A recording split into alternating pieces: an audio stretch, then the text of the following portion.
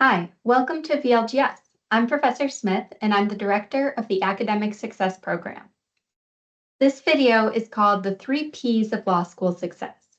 It's going to cover things such as what do I do before class, what do I do during class, what do I do after class to really be successful as a law student. And while before, during, after class all seem like distinct topics, they all fit together to impact your success as a law student. Before I dive into the 3 Ps, though, I wanted to make sure to take a step back to tell you a little bit about the Academic Success Program at VLGS. Now, ASP is available to every VLGS student, no matter what type of degree you're getting. We have a variety of resources available for free to our students. So the biggest resource, I would say, is the ASP mentors, who are upper level JD students who want to share their insider tips and tricks. We have mentors coming from a variety of different undergraduate backgrounds, some in the OHJD program, some in the residential JD program, and you're welcome to meet with anyone who strikes your fancy. You're able to see their bios in the ASP portal that you'll log into, and from there you could see which classes they've taken before, which program are they in. Maybe they're from a similar area as you or have the same undergraduate degree. So any type of thing you might use to pick an ASP mentor, you could generally find it in your bio, and you can meet with any one of them on Teams, or if you're stopping by campus in person. Either way, they're very happy and excited to help you, give you any of their tips, anything that they could provide, answer your questions, really anything to help ease your transition into law school. So I encourage you to check out their profiles. They'll be posted. If they're not up yet, they will be up soon, and you can access them through the ASP portal. We also have the faculty and staff of ASP, so I'm the director. You're welcome to meet with me. We also have Katrina Munyon, who's our assistant director, who is also happy to chat and answer any questions. She's been at VLGS, I think, well over 15 years. I think she's coming up on 19 years now. And so she's just a wealth of knowledge and happy to offer whatever she can to help you out. We also are the hosts of a number of supplemental materials, so we kind of help organize the materials. So for example, all of the Barbary Mastery materials that you have access to as part of your tuition, we kind of facilitate that. So if you have any questions about those, we're happy to help. There's also online materials from West Academic that are very helpful that we have a link to in our portal, but you can also access through the VLGS library website. And CALI lessons, so computer-assisted legal instruction. We have instructions on our portal on how to access CALI, but also super helpful resource. And finally, you'll hear more from us throughout the semester and throughout really your entire time in law school, because we offer workshops meant to sort of give you some guidance about really helpful study tips, but also to cue you into what you need to be doing. So for example, our first workshop is a couple weeks into the semester, and it's on outlining. And so that's your cue to think about starting to outline materials and also find out what outlining is. So I'm going to leave that as a bit of a cliffhanger so you come to my workshop. Now, diving into the agenda for this meeting, I just wanted to preview what I'll be covering in this video. We're going to cover a lot of different topics within the broad category of really how to, prepare for class and how are you successful. And so I'll break down this agenda into kind of these distinct parts: preparing for class, during class, and a little bit of after class. There'll be another video specifically showing how to read and brief cases and how to synthesize legal rules. So I'll avoid any in-depth discussion of those skills here. But my goal is really to give you an idea of some of the so-called hard and soft skills you'll rely on every day as a law student. Hopefully, as I'm talking, nothing is shocking to you, but I also hope that it gives you some ideas and some helpful tips and techniques and strategies that you'll at least try applying to your studies. So when it comes to preparing for class, I'll talk a little bit about setting priorities and managing your time, as well as just the tasks you'll need to do to prepare. For during class, I'll talk a little bit about participating in class and taking notes and breaking down some note-taking methods that might be interesting to you. And then after class, I'll talk a little bit about debriefing and what that process might look like. So I certainly think there's a path to success in law school that students who can master certain techniques and skills early on tend to be a little less stressed and do a little better in their classes. And so in this video, I'm hoping to identify those skills for you and give you some ideas of different tips and tricks to apply to really master them. But of course, everybody is unique and has different needs. And so this video can only do so much. But if you're not seeing what you need in this video, ASP can help you find the techniques that work for you. I would just recommend booking an individual appointment with, an ASP mentor once their times become available, or you're welcome to meet with me. But for now, please consider my suggestions. But this presentation was called the 3 Ps of success because there are 3 words starting with P. So first, prioritization, second, preparation, and third, participation. These are really what I consider the 3 overarching categories of what you're doing in law school. So starting off with prioritization, everyone has competing priorities. Law school or not, there's a lot going on at any given moment. I mean, obviously, you'll certainly have your classes and assignments to consider, but other priorities might include your family, your job, your hobbies, really anything that's taking some of your attention. And some of these priorities are negotiable. Maybe you don't get to do your hobby every single day anymore. But some of these are non-negotiables, like attending class and paying attention to your kids if you have them is probably non-negotiable. And there's also the added complexity of some of these priorities may be consistent, where they happen at the same time every single day or, every single week, while others may need to shift around each week. So maybe one week you have an exam, so you need to drop a few hours at your job that week. So as an initial matter, I'd love for you to even just take a pause and jot down your non-negotiables with some notes about how they impact your schedule. So do you work fixed hours? Is there a family dinner every week you need to attend? Are you responsible for dropping your child off at school? Those all need to be accounted for alongside your law school classes. So don't forget to put those times in your non-negotiable list as well as it's really non-negotiable to prepare for class. So go ahead and take a pause, jot down that list of non-negotiables, and just hold on to that list for a moment once you're done. So you'll also need to keep track of how things kind of shift around. And so the first thing I would recommend you do is trying out one of these larger semester calendars. So on the ASP portal, we offer these large semester calendars. I recommend printing one out, sitting down with a pen, maybe some colors, your syllabus, and mapping out important dates for your courses. So midterms, finals, projects, whatever it is. You should also map out any significant non-academic events too. So maybe you're attending a wedding one weekend, maybe you're in a wedding one weekend. You should include those major events that will impact your priorities for that period of time. So if you're at your sister's wedding, you're really not going to be sitting at the head table reading civil procedure. So you'll need to account for that in how you plan out your work that week. And using one of these larger semester calendars is really a nice way to keep everything in mind in the larger picture. Planning is really key in law school, particularly when you're balancing multiple non-negotiable priorities. So you're going to have your major priorities, your major events, things that are, you want to know when they're going to be mapped out on your big calendar.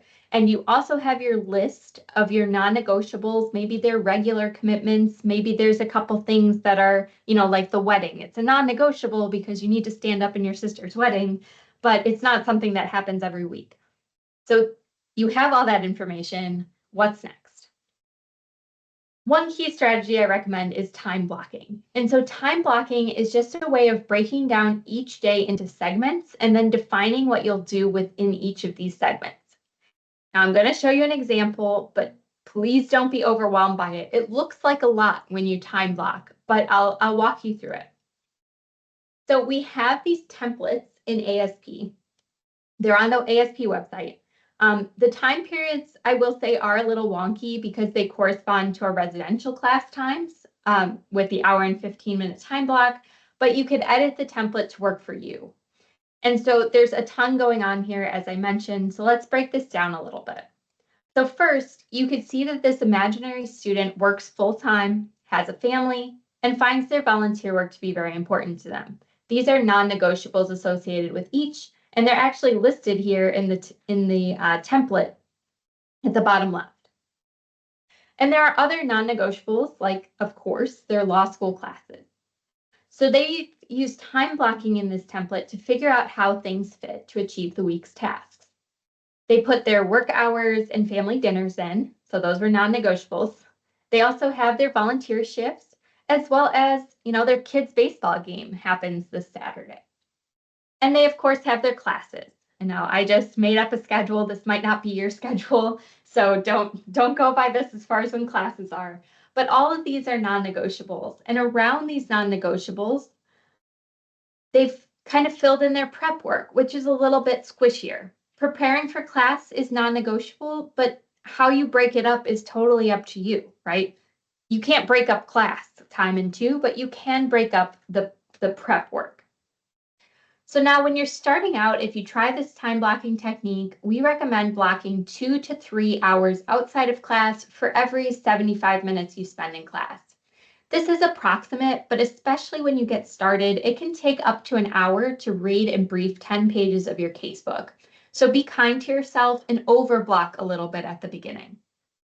I have arrows drafted in here to kind of show you how this person's reading relates to their classes, just so that you could kind of see like, okay, they're reading for legal research and writing. The class is on Tuesday, but they're reading the night before, Monday night. There's also a short period of time before each class. So you see, for example, on Monday at legislation and regulation for the student doesn't start until 6:30, but at 6 o'clock, I've blocked in a little bit of review time because they need a little bit of time to get out their notes, to look through them so that they're ready to go once they get into class. And I'll talk about that more in a little bit. You could also see that this week the student has a project for legal research and writing that they have to work on, but they also have some overflow time in case something comes up. And of course, there's planning time. This is like the nerdiest part of my calendar. There's time Friday evening, afternoon to plan the next week. And so this way the student can look ahead to next week and do their time blocking so they know if there's anything they really need to get done Sunday afternoon, that they get it done. By blocking out your schedule like this, you can visualize how you can achieve all of your goals. The really tricky thing is sticking to the schedule. There are a variety of techniques like using a digital calendar with reminders, blocking certain apps on your phone or laptop to reduce distractions during certain points of the day, or just setting alarms to correspond to your time blocks. This may take some experimentation, but at least at the beginning, I'd recommend time blocking as a way to just visualize what your week will look like. And, I don't just encourage time blocking because I think it's incredibly fun to organize people's lives into 75-minute blocks. I totally do think it's really fun.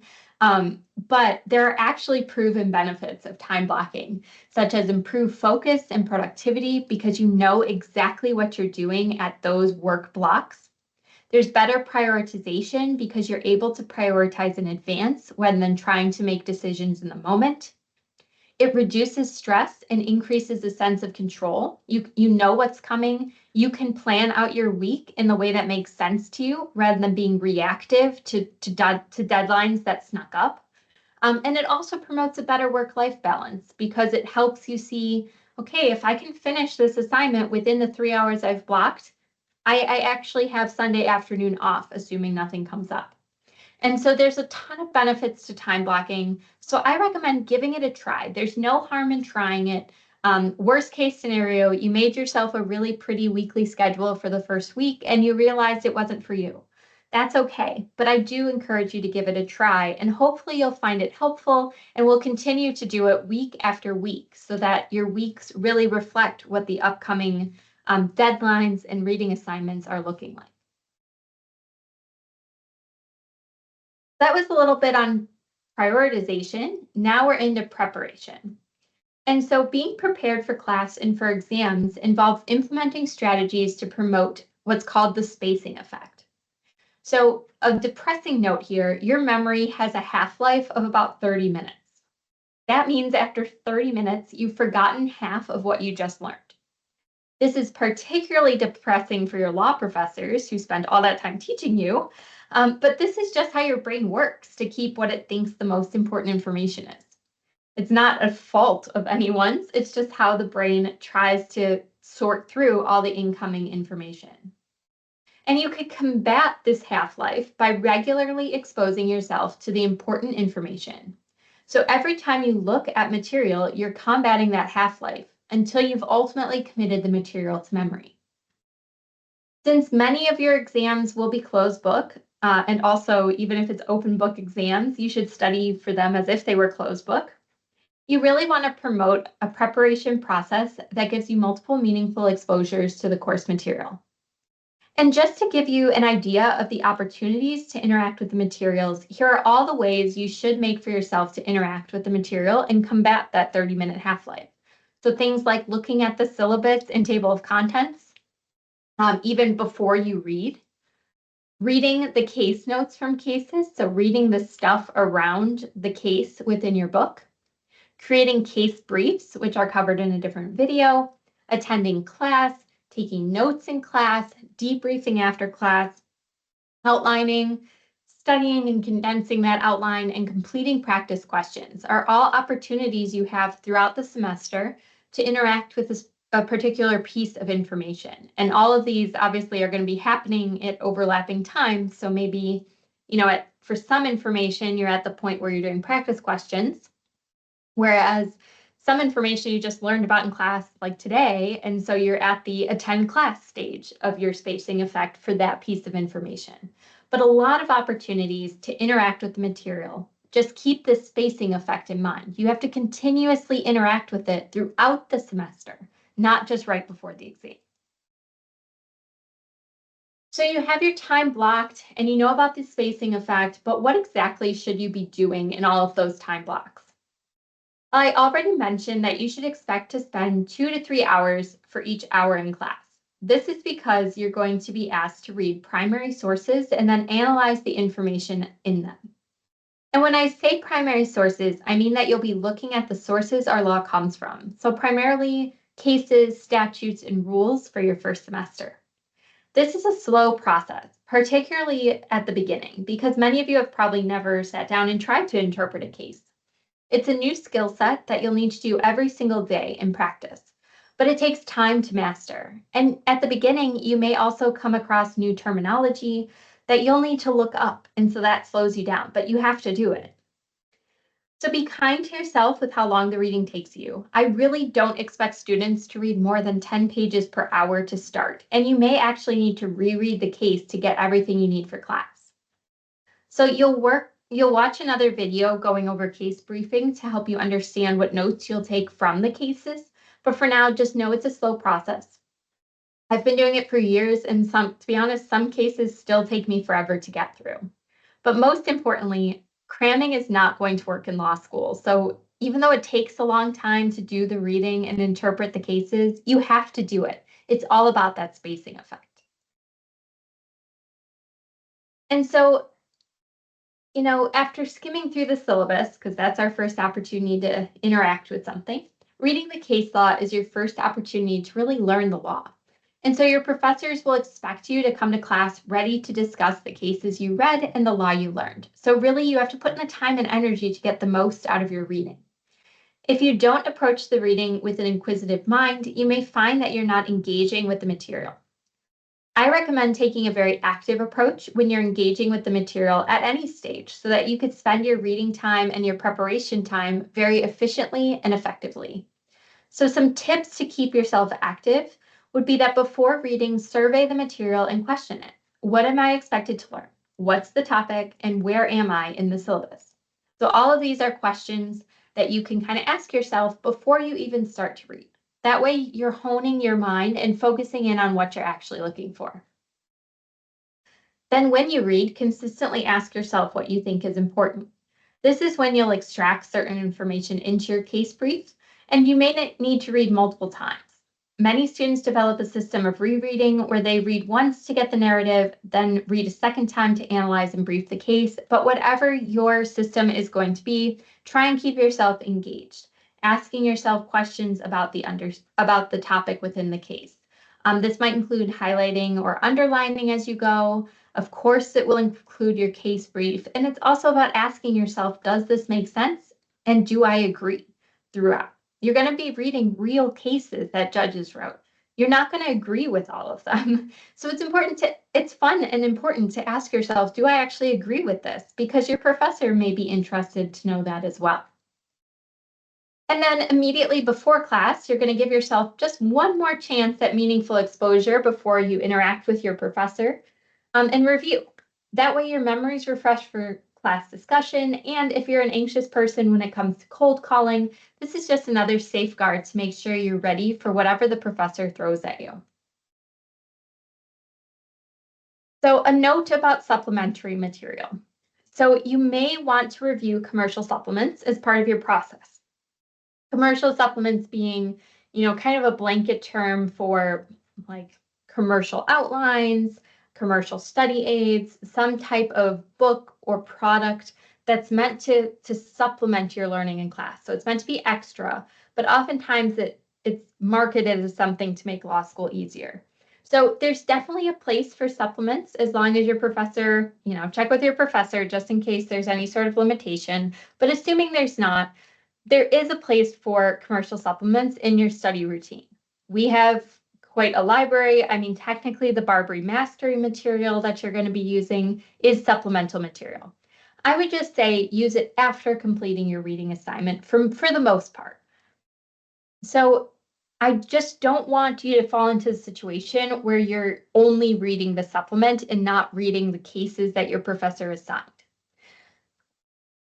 So when finding supplements, I think the best place to start is if your professor recommended any resources. So check your syllabus. A lot of times your professor will say, I really love X, Y, and Z supplement. So check, see if they recommend any. You could also use resources like West Academic Supplements through the VLGS Library, the Barbary material, and Cali to support your assignments. Remember, those links are on the ASP portal. You can ask your classmates if they've found any supplements particularly helpful, or your TAs or an ASP mentor. And you should also be looking for supplements that complement your learning style and meet your needs. So some supplements have a bunch of flowcharts, some are just, what you think of as a traditional outline, and some are really just practice questions. And all of these have a place in the study plan, as long as they're not replacing your actual reading and thinking through the cases.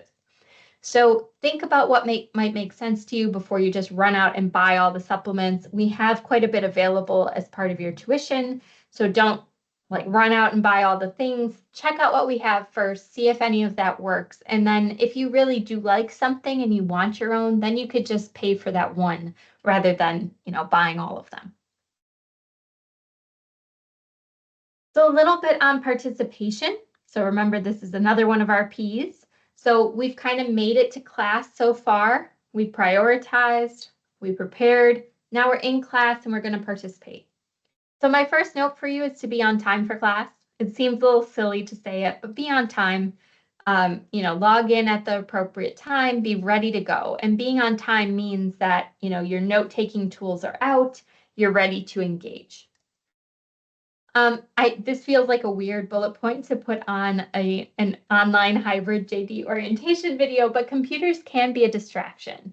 So I know you need to be online for your class, but try and limit the additional stuff as much as possible. And it might be helpful, we'll talk about note taking in a moment, but it might be helpful to jot down your notes in a notebook. So actually handwrite your notes rather than having a bunch of windows open or whatever it might be. So just be aware that the computer itself can be a distraction, so try and limit that during class. You should expect to participate in class. So many professors utilize cold calls, which is just randomly calling on somebody. They also might ask for volunteers. Expect to participate. You should be ready to engage during class. And you should know, I feel like this is something that people get nervous about. Sometimes your professor will kind of challenge you on something that you said when you were called on or you volunteered. But a challenge doesn't always mean that you're wrong. Sometimes they're trying to explore your reasoning or get you to say a different phrasing or something like that. So if your professor challenges whatever answer you give, don't automatically think that you're completely wrong. It could just be they're trying to refine a little bit. Now, during class, you're not only engaging, but you should also be listening to all the questions your professor asks and your classmates' answers. And really, the next level is following along and answering internally. Think to yourself, would I have given the same answer? Do I agree with their answer? Why or why not? So even if you're not on call, meaning you're not the person answering the question, really think through what you would have said if you had been on call and play along, because that's how you get a deeper level of understanding of the law is by engaging with it during class. Don't try and transcribe. And so I'm in transition into note taking now because you're going to want to take notes during class, but your goal in taking notes is not to write down literally every word the professor said. Don't try and transcribe it. Instead, your notes should really be just supplementing your understanding from the reading. So if you've done your job with the reading assignment and preparing for class, the notes are really just a place to supplement and refine your understanding. Class is the opportunity to figure out what the professor was looking for or emphasized, correct any mistakes you made in your case brief, and add anything you missed. And so when you're listening to your professor and classmates, you should be looking for the main points. Some things to keep an ear out for would be your professor saying things like, to sum that up, or maybe your professor has repeated words or concepts, posed hypotheticals, or identified factors or elements. Those are all things to listen for and make sure that they're captured in your notes. So just as a note about classroom learning in law school, you'll actually spend a lot of class discussing the law with your classmates rather than your professor just telling you what's going on. So things your classmates are saying and how your professor responds to their remarks are actually the part that's important. Your classmate might actually give the rule of law that you need rather than your professor saying it, and you're expected to know that information. So continuously pay attention and stay engaged in the discussion by limiting your note taking to just the key points rather than trying to transcribe everything, because then you're going to miss it. So I recommend a couple of strategies for taking notes that help with spaced repetition. So the two we'll talk about are Cornell and 3-column. And the first is Cornell notes. And so this may look familiar to you, maybe even from like elementary school. I feel like they made us do this in elementary school, but this is what Cornell notes look like. And so before and during class, this large pane in the middle that says notes is really where your detailed notes on your reading and your case briefs and your class discussion goes. This is exposure 1, 2, or 3, depending on how you structure this area. And then in the little skinny column to the left, number 2, immediately after class, this is a space to jot down key words, phrases, concepts, questions, etc. So that's exposure 2. And then along the bottom, you'll have a little summary pane.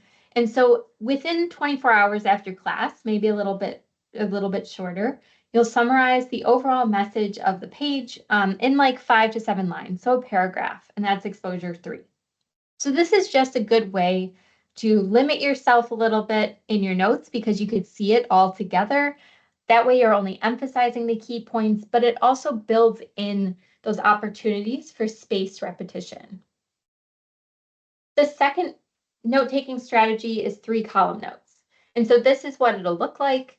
In the middle pane is your notes about your textbook readings. So that's where your case brief will go, any notes from the content around the cases. The far right pane is your class notes from during class. So you really have this nice opportunity to like align your class notes with your reading notes so you're not duplicating work. You could see, oh, from the textbook, I already pulled out that issue. I don't need to write it again during class. And then the third column is the one to the far left, which is your index. And so within 24 hours after class, this is where you pull out the information that's most important. And this will actually be the basis of your outline, which you will learn more about in the workshop that I'll be doing in a couple weeks, which will be both, we offer it twice, so once residential and once on team, so everyone gets the same information. But both of these note-taking styles, Cornell and 3-column notes, give you multiple opportunities to interact with the material while keeping your notes organized and easy to reference when you review later. So just a little bit more on note-taking. I really recommend that you think about what you're writing and why you're writing it. Remember, we don't want to transcribe. So when you're in class, you're going to be thinking to yourself, what's the most important thing for exam? The facts of the cases or the rules? The answer is probably the rules. That's what you'll need on the exam. You want to ask, is the professor, awful phrase, but catches the point, beating a dead horse? There's probably a reason. If the professor hasn't given it up, they want you to remember it. How many times have I said spaced repetition? I want you to remember that. So that would be something to jot down. Things written out on, the virtual whiteboard or on the slides could be important pieces. Also, be careful with synonyms. So the law uses a lot of terms of art, and so you don't want to glaze over those because then you lose the precision in your exam writing. So for instance, you'll learn about a concept called personal jurisdiction, and the standard is minimum contacts. It's not slight contact. The term of art is minimum contacts. So just pay attention to those phrases that, they might seem a little odd sometimes, like who says minimum contacts, but that is the term of art within personal jurisdiction. Also, don't skip unknown words. Your professor might say something or have something written on a slide.